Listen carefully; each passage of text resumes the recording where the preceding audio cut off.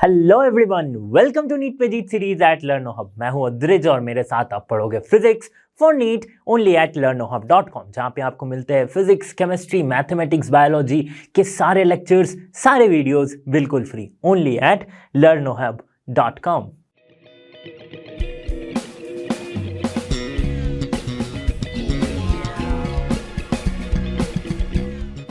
Students, इस video में हम पढ़ने वाले हैं थर्मल प्रॉपर्टीज ऑफ मैटर के कंसेप्ट्स को। इस पूरे चैप्टर से कौन से कंसेप्ट ज्यादा इंपॉर्टेंट है, कहां से नीट में क्वेश्चन पूछे जा सकते हैं, वो हम डिस्कस करेंगे। तो चलिए शुरू करते हैं इस वीडियो को।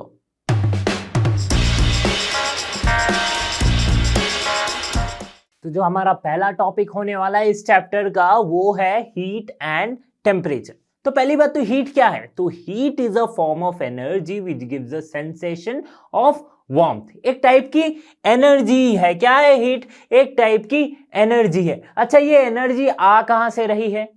तो देखो, सिंपल सी बात है, जब भी कोई भी एक सब्सटेंस है, कोई एक मैटर है, तो उसमें क्या है, बहुत सारे छोटे छोटे पार्टिकल्स है, जिसे हम कहते हैं क्या? मॉलिक्यूल्स।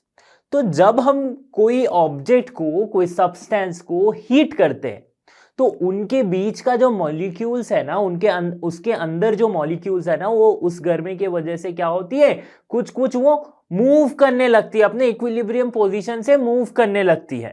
ठीक है, तो जब भी ऐसा मूव करती है तो वो कितने टाइप के मोशन हो सकते हैं? 3 टाइप के। कैसा? देखो, एक तो देख लो, ये रोटेशनल मोशन होगा किसी एक मॉलिक्यूल का। ठीक है, कि वो सर्कुलर पाथ पे, ऐसे सर्कुलर पाथ पे ये घूमते हुए जाएगी। ठीक है, ये हो गया रोटेशनल मोशन। इसको क्लियरली बता देता हूं, है ना, कुछ इस पाथ से ऐसे सर्कुलर पाथ में ये घूमेगी रोटेशनल। या तो ये किसी एक एक्सिस को मेंटेन करके घूमती है, या फिर अपने एक्सिस पे भी घूम सकती है। मतलब एक इसका मोशन होगा रोटेशनल। एक क्या होगा? एक ट्रांसलेशन मोशन हो सकता है, चाहे अगर इस तरफ आप एक्स डायरेक्शन पकड़ो, इस तरफ वाई डायरेक्शन पकड़ो, इस तरफ एक्स पकड़ो, कुछ भी डायरेक्शन पकड़ो, मतलब एक ट्रांसलेशन मोशन हो सकता है। ठीक है, ये मैं एक्स वाई दिखाया हूं, इधर वाई इधर एक्स। ठीक है, इस तरफ -x आप पकड़ सकते हो। ठीक है, और क्या हो सकता है? टू एंड फ्रो, यानी कि वाइब्रेशनल मोशन हो सकता है।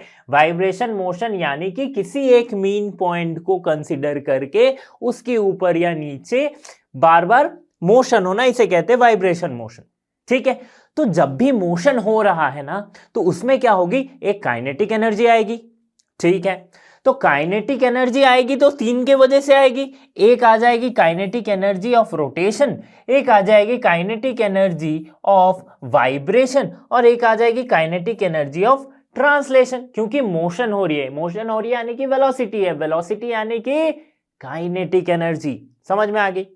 तो ये जब टोटल सम करेंगे ना, जब इसका सम करेंगे कि kinetic energy of rotation plus kinetic energy of translation plus kinetic energy of vibration.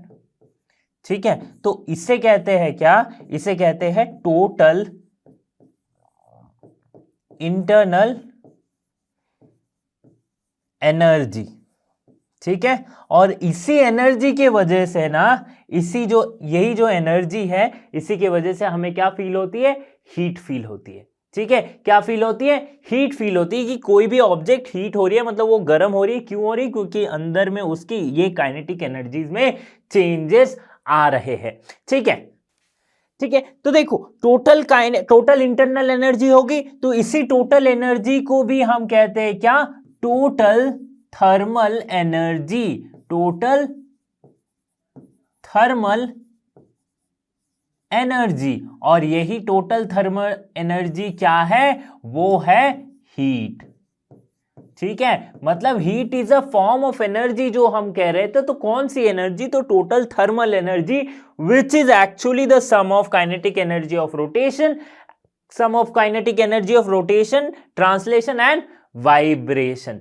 ठीक है, तो हीट की यूनिट क्या होती है? देख लेते हैं हीट की यूनिट। ठीक है, तो देखो, हीट की यूनिट क्या हो जाएगी? या तो उसे हम लिखते हैं कैलोरी में, या फिर लिखते हैं उसे जूल में। ठीक है, एसआई यूनिट जूल होती है, एसआई यूनिट क्या होती है, जूल होती है। तो 1 joule equals to 1 calorie equals to 4.186 joule. ठीक है, 4.186 जूल होती है। हीट की क्या प्रॉपर्टी है, देखो कोई भी एक ऑब्जेक्ट, ये तो आप बचपन से पढ़ते हुए आ रहे हो राइट, कि जो भी एक गर्म ऑब्जेक्ट है मतलब जिसकी टेम्परेचर ज्यादा, अच्छा टेम्परेचर क्या है उस पर हम बाद में आते हैं। ठीक है, पहले तो देखो हीट की ये जो प्रॉपर्टी है ना, जो टोटल थर्मल एनर्जी या फिर टोटल इंटरनल एनर्जी जिसकी बात कर रहे थे ना, वो ना एक बॉडी से दूसरे बॉडी तक ट्रांसफर हो सकती है on the account of its temperature difference. मतलब जिसकी टेम्परेचर ज्यादा है और एक ऑब्जेक्ट है जिसकी टेम्परेचर कम है, दोनों को अगर हम कांटेक्ट में लाएंगे तो क्या होगी ना, हीट ट्रांसफर होगा from hotter object to the colder object. और ये कब तक होगा, जब तक कि ना दोनों ऑब्जेक्ट इक्विलिब्रियम मतलब कि सेम टेम्परेचर पे ना आ जाए। ठीक है, तो अब समझते हैं टेम्परेचर को। तो देखो जैसे ही हीट का मेजरमेंट आता है ना, तब हमारे दिमाग में आता है कि हीट की मेजरमेंट हम कैसे करेंगे, तो हमें चूज करना पड़ेगा क्या, टेम्परेचर को। तो टेम्परेचर क्या बताती है, temperature is a measurement of degree of hotness और कोल्डनेस। मतलब एक ऑब्जेक्ट वो कितना गर्म है या फिर वो कितनी ठंडी है, ये कौन बताता है, ये बताता है टेम्परेचर। ठीक है, तो जैसे लेंथ को मेजर करने के लिए हम डिफरेंट यूनिट्स यूज करते थे, या फिर वेट को मेजर करने के लिए हम डिफरेंट यूनिट्स यूज करते हैं, जैसे कि केजी हो गया, ग्राम हो गया, राइट, किलोग्राम, ग्राम, ऐसे एक ही टाइप के फिजिकल क्वांटिटी को मेजर करने के लिए अलग अलग यूनिट्स यूज करते हैं। वैसे ही टेम्परेचर में भी अलग अलग स्केल्स यूज किए जाते हैं। तो वैसे ही 3 स्केल क्या है, एक है kelvin scale, Celsius scale and Fahrenheit scale. ठीक है, तो जब ये स्केल बनाया जा रहा था ना, जब सेल्सियस स्केल बनाया जा रहा था, केल्विन स्केल बनाया जा रहा था, पहले सेल्सियस की बात करते हैं। जब तो इन्होंने सोचा कि स्केल बना रहे हैं तो कोई तो हमें वो रखना पड़ेगा, कोई 2 पॉइंट रखनी पड़ेगी, है ना, तभी तो एक स्केल हो पाएगी ना, किसी को एक कोई एटलीस्ट एक पॉइंट तो डिफाइन करना पड़ेगा। तो इन्होंने क्या किया कि वाटर के जो फ्रीजिंग टेम्परेचर है, मतलब वाटर की जो फ्रीजिंग पॉइंट है दैट इज 0 डिग्री सेल्सियस, उसको एक पॉइंट माना। ठीक है, एक डेफिनेट पॉइंट माना, और 100 डिग्री सेल्सियस को जो कि इनकी बॉइलिंग पॉइंट, उसको एक डेफिनेट पॉइंट माना। ठीक है, अब इनके बीच में अगर ठंडी है, 0 के आसपास है, तो हम कहते हैं वो ठंडी है, जब 100 के आसपास है मतलब अभी बॉयल होने वाली है लिक्विड। ठीक है, तो वैसे ही देखो ये सेल्सियस स्केल की कहानी थी। केल्विन स्केल या फारेनहाइट स्केल में क्या है, तो बस इसका डिफरेंस ये है कि 0 डिग्री सेल्सियस पे ये दिखाती कितना, 32 डिग्री फारेनहाइट, और 100 डिग्री सेल्सियस पे 212 डिग्री फारेनहाइट। ये बस डिफरेंट स्केल है, इसमें बहुत ज्यादा कुछ दिमाग लगाने वाली बात है नहीं। केल्विन स्केल में वही 100 डिग्री सेल्सियस यानी कि 373 केल्विन हो जाती है, और 0 डिग्री सेल्सियस यानी 273 केल्विन हो जाती है। और ये देखो जो 0 केल्विन है ना, इसे कहते हैं एब्सोल्यूट जीरो टेम्परेचर। तो जब भी क्वेश्चन ऐसा आए या फिर कहीं पे लिखा हुआ हो कि 0 केल्विन टेम्परेचर, तो ये इसका मतलब ये है, या फिर लिखा हुआ हो कि absolute zero temperature, absolute zero temperature मतलब कि केल्विन इज लाइक इसकी जो टेम्परेचर है वो 0 केल्विन है, 0 सेल्सियस या फिर 0 फारेनहाइट नहीं है। ठीक है, तो अब देखो अगर आपने मेजर किया कोई एक क्वांटिटी को, जो आप मेजर किए सपोज आपने केल्विन में, ठीक है, जैसे कि हमने क्या किया, लेंथ को हमने मेजर कर लिया मीटर में, अभी उसे हमें कन्वर्ट करना पड़ता है किलोमीटर में, है ना। तो वैसे ही इसको भी आप केल्विन से सेल्सियस, सेल्सियस से फारेनहाइट, या फिर फारेनहाइट से केल्विन, फारेनहाइट से सेल्सियस, कुछ भी आप कन्वर्ट कर सकते हो by applying some simple formulas. ठीक है, वैसे ही तो कुछ फॉर्मूला है नहीं, तो देखो आप खुद ही बता सकते हो कि 0 डिग्री पे अगर 32 डिग्री दिखा रहा है तो 10 डिग्री पे कितना दिखाएगा। ठीक है, सिंपल सी बात है। तो देखो इस पे बेस ना कुछ फॉर्मूलाज बनाए गए हैं, उसको एक बार समझते हैं। तो यहाँ पे जो फॉर्मूला है ये डिफरेंट टेम्परेचर स्केल के कन्वर्जन का फॉर्मूला है। पहला फॉर्मूला क्या है जो बताती है कि फ़ारेनहाइट से हम सेल्सियस में कैसे चेंज करेंगे। तो ये सिंपल सी एक फॉर्मूला है कि डिग्री सेल्सियस अगर आपको फ़ारेनहाइट में निकालनी है और अगर आपको डिग्री सेल्सियस पता है कि एक ऑब्जेक्ट की सपोज 10 डिग्री सेल्सियस है, ठीक है, मुझे फ़ारेनहाइट में निकालने, तो आप ऐसे निकाल सकते हो, डिग्री सेल्सियस लिखा इंटू 9/5 प्लस 32 कर दिया, तो ये आ जाएगी टेम्परेचर डिग्री फ़ारेनहाइट में। ठीक है, अभी इसी को अगर C को इधर ले जाते, F को इधर ले आते, तो हम क्या निकाल सकते हैं, हम निकाल सकते हैं फ़ारेनहाइट में, हम निकाल सकते हैं डिग्री सेल्सियस में अगर फ़ारेनहाइट पता है। तो वैसे ही डिग्री सेल्सियस से केल्विन कैसे जाते हैं, तो सेल्सियस अगर आपको निकालनी है, केल्विन में टेम्परेचर पता है, तो माइनस कर दो 273.15। ठीक है, तो 273.15 को बहुत जगह पे for our convenience we use only 273। ठीक है, 0.5 को नेग्लेक्ट कर देते हैं। वैसे ही केल्विन से फ़ारेनहाइट में जाने के लिए क्या है, degree Fahrenheit plus 459.67 into 9/5 into 5/9, yes यही तो है। ठीक है, तो ये कुछ सिंपल से फॉर्मूलाज आपके सामने थे। तो अब आते हैं एक इंटरेस्टिंग से टॉपिक पे जिसका नाम है थर्मल एक्सपेंशन। क्या नाम है, थर्मल एक्सपेंशन। तो थर्मल एक्सपेंशन होता क्या है, थर्मल मतलब कि कुछ जुड़ी है हीट। देखो थर्मल एक्सपेंशन की बात हमने 1-2 चैप्टर पहले भी किया था, है ना, तो अभी हम फिर से कर रहे हैं। देखो थर्मल एक्सपेंशन है क्या, तो कोई भी सॉलिड को जब हम हीट करते हैं तो वो क्या होती है, कोई भी मैटर को जब हम हीट करते हैं ना, तो उसकी वो जो होती है वो एक्सपैंड होती है। ठीक है, चाहे वो सॉलिड हो, लिक्विड हो या फिर गैस हो। तो इस केस में हम सिर्फ सॉलिड के बारे में बात कर रहे हैं, इसके बाद फिर लिक्विड और गैस पे आएंगे। तो सॉलिड को जब भी हीट की जाती है ना, तो वो क्या होती है, एक्सपैंड होती है। क्यों एक्सपैंड होती है, देखो हीट जब उस पे दे रहे हैं, हीट देने का क्या मतलब है कि उसकी टोटल थर्मल एनर्जी चेंज हो रही है ना, थर्मल एनर्जी इंक्रीज हो रही है, मतलब कि जो पार्टिकल्स है वो ज्यादा मोशन कर रहे हैं ना, उनके एम्पलीट्यूड ऑफ वाइब्रेशन जो है वो बढ़ जा रही है। ठीक है, इसी के वजह से थोड़ा सा इलोंगेशन या फिर थोड़ी सी उसमें उसके डायमेंशन में चेंज आती है। ठीक है, depending on the nature of that particle या फिर ऑफ दैट ऑब्जेक्ट। ठीक है, तो देखो जब भी कोई इस थर्मल एक्सपेंशन में क्या आ गए, 3 टाइप आ जाते हैं, linear expansion, area expansion and volume expansion. Linear expansion क्यों, जब उसकी लेंथ में चेंज हो रही है तो उसे कहते हैं हम क्या, increasing length when solid is heated, it is called linear expansion. मतलब कि अगर एक सॉलिड को हीट किया गया तो अगर वो कुछ इस शेप में है तो इसकी लेंथ अगर थी L, तो ये अब बढ़ के क्या हो गई, L प्लस डेल्टा L, मतलब उसकी लेंथ कितनी बढ़ गई, डेल्टा L लेंथ इसकी बढ़ गई। तो ये जो बढ़ी हुई लेंथ है ना डेल्टा L, ये प्रोपोर्शनल है किससे, ये प्रोपोर्शनल है डेल्टा T से, मतलब चेंज इन टेम्परेचर। मतलब L जब थी लेंथ तब इसकी सपोज टेम्परेचर हम मानते हैं कि T1। अब जब T1 प्लस T2 किया गया, मतलब T2 टेम्परेचर इसमें राइज किया गया, T2 टेम्परेचर जैसे ही बढ़ाया गया तब इसकी लेंथ क्या हुई, एक्सपैंड हुई। ठीक है, और इसकी जो लेंथ है वो डिपेंड करती है किस पे, इस पे। तो delta L we can write is at alpha L into delta T। अब ये अल्फा क्या आ गई, तो अल्फा हो जाती है क्या, coefficient of linear expansion in solid, क्या हो जाएगी, अल्फा। दूसरी बात करते हैं, अगर कोई ऑब्जेक्ट जो एक शीट के जैसा हो, एक पेपर जैसी हो, ठीक है, अगर उसको हम हीट करें तो क्या होगी, उसको हीट करने पे हमें दिखेगा कि उसकी जो है एरिया में, यानी कि सरफेस एरिया जो है उसमें चेंज हुई है। ठीक है, तो पहले अगर सरफेस एरिया उसकी S है तो बढ़ के सपोज ये होगी डेल्टा S।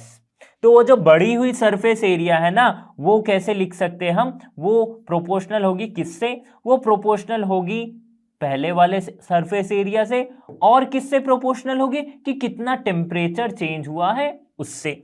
मतलब जब सरफेस एरिया S थी तब सपोज वो T1 टेम्परेचर पे थी, जब हमने उसको T2 टेम्परेचर किया मतलब थोड़ी सी टेम्परेचर इंक्रीज कर दी। यहां पे मैं लिख देता हूं T2 is greater than T1, मतलब जब थोड़ी सी टेम्परेचर इंक्रीज की तो तब देखा गया क्या, इसकी सरफेस एरिया जो है वो इंक्रीज हो गई है। ठीक है, तो इसे भी हम लिख सकते हैं कैसे, delta S equals to beta S into delta T.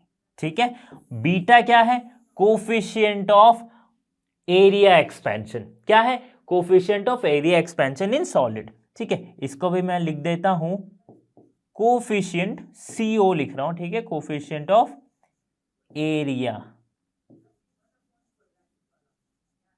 Expansion.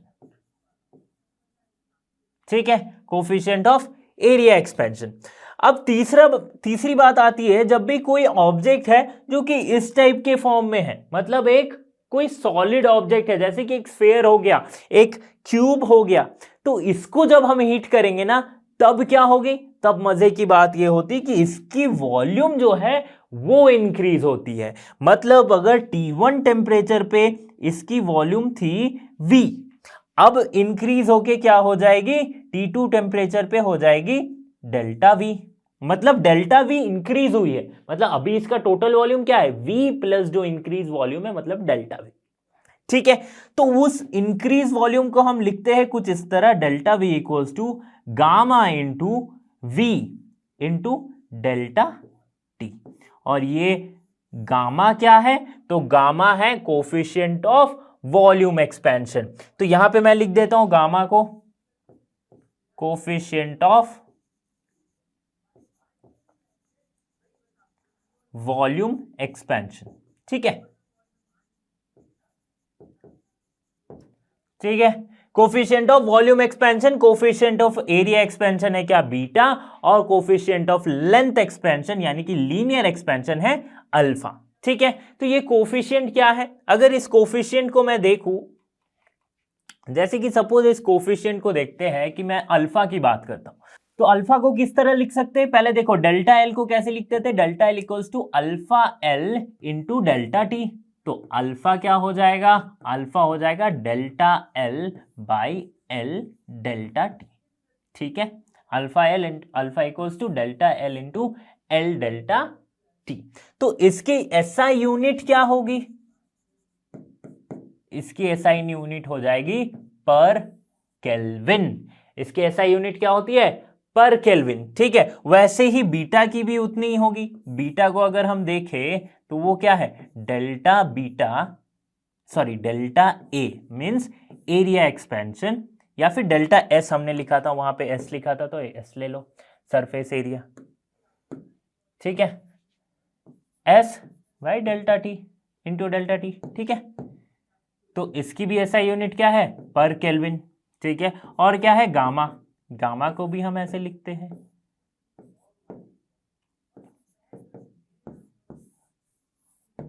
ठीक है। ओके, अब देखते हैं ये डेल्टा एल एक्चुअली है क्या। ठीक है, पहले तो समझो डेल्टा टी क्या है। डेल्टा टी मतलब change in temperature, change in temperature मतलब T2 माइनस T1। ठीक है, डेल्टा एल क्या है, डेल्टा एल है चेंज इन लेंथ। तो इसको कैसे लिखेंगे कि पहली वाली लेंथ यानी कि T2 में जब टेम्परेचर उसका था T1, पहले तो T1 टेम्परेचर था ना, पहले तो T1 टेम्परेचर था, फिर हमने टेम्परेचर इंक्रीज किया T2, तो T1 टेम्परेचर में जितनी लेंथ थी माइनस T2 टेम्परेचर में जितनी लेंथ हुई है उसको हम देखेंगे। ठीक है, ऑब्वियसली ये बड़ा होगा यानी कि T2 माइनस T1 हमें लिखना पड़ेगा, T2 माइनस T1, क्योंकि लेंथ तो इंक्रीज हो रही है ना, इसलिए बड़े में से हम छोटे को घटाएंगे तभी तो हमें मिलेगा ये पॉजिटिव। ठीक है, वैसे ही डेल्टा V को कैसे लिखेंगे, डेल्टा V यानी कि वॉल्यूम एक्सपेंशन। तो वॉल्यूम जो बड़ी वाली वॉल्यूम है, मतलब जब T2 में वॉल्यूम थी उससे अगर हम घटा देते हैं पहले वाले वॉल्यूम को, तो हमें कितना वॉल्यूम बढ़ा है वो हमें मिल जाएगा। तो देखो एक और चीज कि अल्फा, बीटा और गामा का हम फिजिकल मीनिंग कैसे बता सकते हैं, जो ये कोफिशिएंट ऑफ एक्सपेंशन है इसकी फिजिकल मीनिंग को कैसे बता सकते हैं। तो अगर आप सिर्फ इस वाले पॉइंट पे ध्यान दो कि ये क्या है, small change in length per unit original length, ये L तो ओरिजिनल लेंथ है, small change in length per unit original length per unit temperature, per unit increase in temperature, change in temperature, उसे हम क्या बोलेंगे, कोफिशिएंट ऑफ लीनियर एक्सपेंशन। वैसे ही area expansion को क्या बोलेंगे, small change in area per unit original area पर temperature change, पर राइज इन टेम्परेचर। ये क्या होगी, डिग्री, किसी एक डिग्री में तो आएगी, या तो डिग्री सेल्सियस या फिर फ़ारेनहाइट।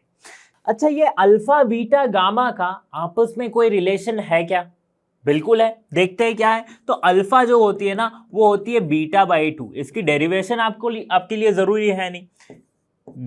अल्फा जो होती है वो गामा बाई 3 होती है। और अल्फा बीटा गामा का एक अगर मैं कंबाइंड इक्वेशन लिखना चाहूं तो कैसे लिख सकता हूं, तो 6 अल्फा इक्वल्स टू हो जाएगा क्या, 3 बीटा इक्वल्स टू 2 गामा।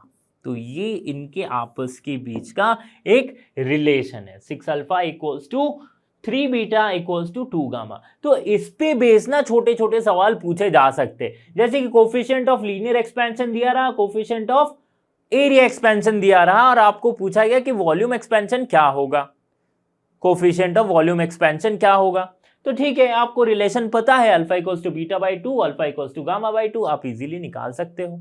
ठीक है, वैसे अगर लीनियर एक्सपेंशन दिया रहे तो सीधा हम ये भी निकाल सकते हैं, है ना। तो अब आती है दूसरे टॉपिक, यानी कि एक्सपेंशन इन लिक्विड्स पे। तो एक्सपेंशन इन लिक्विड मतलब जब लिक्विड को हीट किया जाता है तो उसकी भी वॉल्यूम क्या होती है, चेंज होती है, मतलब उसका भी एक एक्सपेंशन होता है, कीपिंग द मास कांस्टेंट। ठीक है, तो इसे ही कहते हैं हम एक्सपेंशन इन लिक्विड।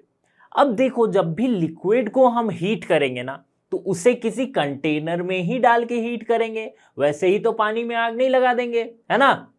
वो तो गानों में होता है पानी में आग लगाई, लेकिन ऐसे तो नहीं होता है ना कि पानी में आग लगा देंगे। तो इसीलिए हमें एक कंसीडर करना पड़ेगा, क्या, कंटेनर, जिसमें हम लिक्विड को डालेंगे और फिर इस कंटेनर को हीट करेंगे। अब हमारा कॉमन सेंस क्या कहता है कि जब हम इस पूरे सिस्टम को हीट कर रहे हैं तो कंटेनर भी हीट हो रही है, यानी कि कंटेनर तो सॉलिड की है, तो सॉलिड है तो एक्सपेंशन इसका भी होगा। ठीक है, और साथ ही साथ पानी का भी होगा, मतलब कि लिक्विड का भी होगा। मैं पानी बोल दे रहा हूं बट एक्चुअली मैं लिक्विड की बात कर रहा हूं। ठीक है, तो देखो इस केस में, ऐसे सिचुएशन में दो केसेस बनते हैं, क्या, एक होता है रियल एक्सपेंशन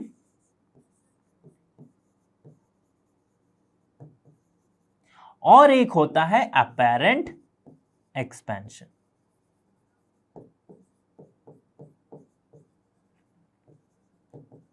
ठीक है, पानी में आग लगाई, है ना। तो देखो रियल एक्सपेंशन में क्या होता है कि जो कंटेनर का एक्सपेंशन है ना, उसे हम नेग्लेक्ट करते हैं। मतलब हम मान लेते हैं कि कंटेनर एक्सपैंड नहीं हो रहा है, तो कंटेनर का नेग्लेक्ट कर देते हैं, हम मान लेते हैं कि कंटेनर एक्सपैंड नहीं होता है। बट अपैरेंट एक्सपेंशन में कंटेनर का भी एक्सपेंशन हो रहा है, उसको छोड़ के हम सिर्फ लिक्विड का जब देख रहे हैं तो हम क्या कर रहे हैं, अपैरेंट एक्सपेंशन को। ठीक है, इसमें हम कंसिडर भी करते हैं कि अपैरेंट एक्सपेंशन मतलब सॉलिड का भी एक्सपेंशन कुछ हो रहा होगा।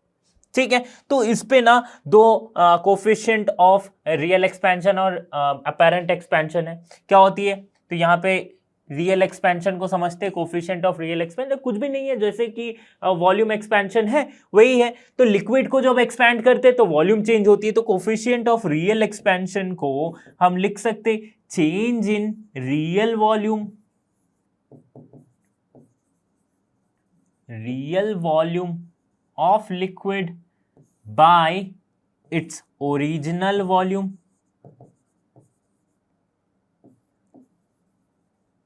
into rise in temperature। ठीक है, rise in temperature। ठीक है, वैसे ही apparent expansion को भी हम ऐसे ही लिख सकते change in apparent volume by original volume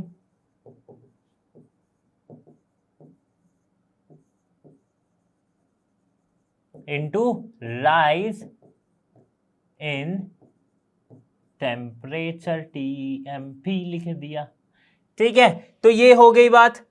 तो देखो इससे तो सवाल पूछे जाते हैं नहीं, बट आपको जानना था, है ना, क्योंकि आपको ये आगे काम में आएगा, तो इसलिए मैंने बताया।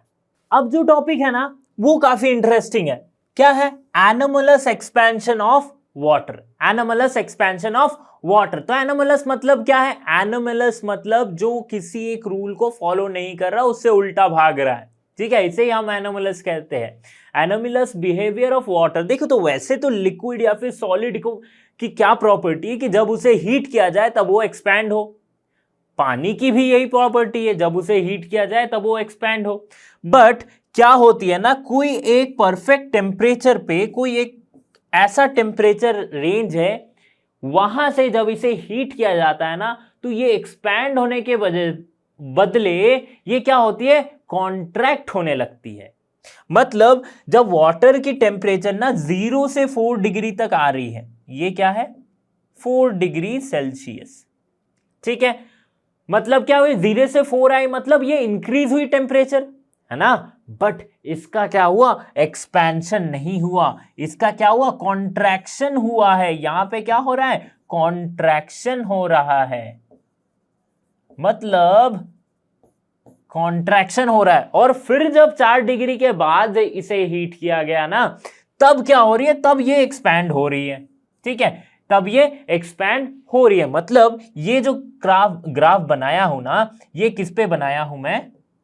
देखो ये बनाया हूं मैं, दिस इज द वॉल्यूम और दिस इज द टेम्परेचर। ठीक है, तो जब 0 टेम्परेचर पे थी, 0 डिग्री पे थी, तब उसकी वॉल्यूम कुछ इतनी थी। ठीक है, अब 4 डिग्री की तो वॉल्यूम तो बढ़नी चाहिए, बट ये बजाय बढ़ने की ये घटने लगी। ठीक है, और फिर 4 डिग्री के बाद से अब आप अगर बहुत ज्यादा इसकी टेम्परेचर बढ़ाते जा रहे हो, 5, 6, 7, 8, तो ये वॉल्यूम इसकी इंक्रीज होते हुए जा रही है। वैसे ही ये उल्टा भी फॉलो करता है। अगर 100 डिग्री पे वाटर है, ठीक है, और आप इसकी टेम्परेचर क्या कर रहे हो? घटाते जा रहे हो, तो 4 डिग्री के बाद से ऑब्वियसली टेम्परेचर घटाएंगे तो क्या होगी? कॉन्ट्रैक्ट होगी, मतलब कि उसका वॉल्यूम जो है कम होता जाएगा। वॉल्यूम कम हो रही है, बट जैसे ही 4 डिग्री के बाद से आपने टेम्परेचर घटाना स्टार्ट किया, तो फिर से 0 डिग्री तक क्या होगी? एक्सपैंड होने लगेगी। तो यही है एनोमलस बिहेवियर कि 0 से 4 डिग्री सेल्सियस में ये भाई साहब अच्छे से मतलब इसका तो बहुत प्रैक्टिकल यूज भी है, बहुत हेल्पफुल भी है, बट ये रूल को फॉलो नहीं कर रहे 0 से 4 डिग्री सेल्सियस में, राइट। सो ये एक टाइप से ब्लेसिंग इन डिस्गाइज, और हम वो कह सकते हैं, डिस्गाइज तो नहीं है। ठीक है, तो अभी देखो हमने सॉलिड और लिक्विड के एक्सपेंशन के बारे में समझा है थोड़ा बहुत। तो क्या इसकी डेंसिटी में भी कुछ चेंज आ रही है जब हम किसी को हीट कर रहे हैं? तो देखो डेंसिटी क्या है? डेंसिटी डिपेंडेंट है वॉल्यूम पे, P इक्वल्स टू, कैसे डेंसिटी डिपेंडेंट नहीं है? देखो डेंसिटी क्या होती है? Mass by volume. तो मतलब ये जो रो है वो इनवर्सली प्रोपोर्शनल है वॉल्यूम के। और टेम्परेचर क्या है? टेम्परेचर है directly proportional to volume. Temperature बढ़ाएंगे तो वॉल्यूम बढ़ते जाएगी। तो मतलब कि अगर मैं टेम्परेचर बढ़ाऊं तो डेंसिटी कैसे प्रोपोर्शनल होगी? 1/T, इनवर्सली प्रोपोर्शनल होगी। अगर मैं टेम्परेचर को बढ़ाते जाऊं तो इसकी डेंसिटी जो है वो घटते जाएगी, चाहे वो सॉलिड हो चाहे वो लिक्विड हो। अगर मैं टेम्परेचर को बढ़ा रहा हूं तो उस सॉलिड या फिर उस लिक्विड की क्या होगी? डेंसिटी घटते जाएगी। तो स्टूडेंट्स इस वीडियो में हमने कंप्लीट किया है chapter thermal properties of matter के कंसेप्ट्स को। तो बने रहिए लर्नो हब के साथ, क्योंकि लर्नो हब फ्री है पर बेस्ट है। So thanks for being here and have a great day.